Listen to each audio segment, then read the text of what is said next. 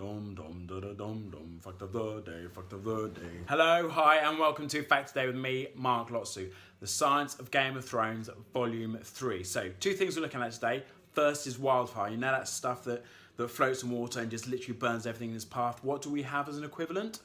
If you haven't guessed it already, napalm.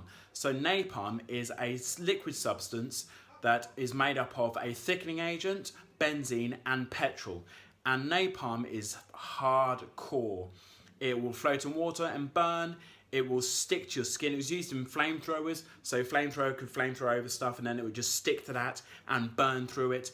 And then the US had an ingenious idea for World War II where they were going to strap little canisters of napalm to bats and then release them into Japan, so then they'd roost in buildings and then they'd detonate them. But this is all being tested in New Mexico in an Air Force base, and the whole thing went boom, and it was a massive failure. They didn't decide to go any further with that experiment. Next is the Strangler. So this is a poison that was used in season 4. And what other poisons do we have that are like it? It's very similar to cyanide. When it's consumed, gets absorbed through your gut into the bloodstream. It can cause a burning sensation in the throat and a buildup of fluid in your lungs. Also, what it does is it inhibits the mitochondria, which are these tiny organelles within your cells that release energy. It stops them from being able to release energy. So this means that you're then gasping for oxygen. And because you can't get enough oxygen in your blood, you get this tingy blue to your skin, which is cyanosis. And the other possible contender for the Strangler is deadly nightshade. Deadly nightshade is a plant where literally the berries, the stem, the leaves, the whole job lot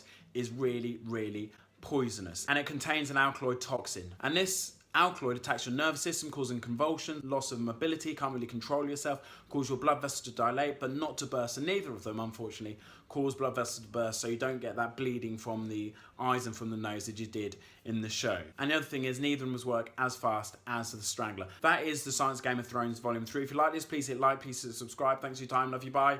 Love you, bye. Love you, bye.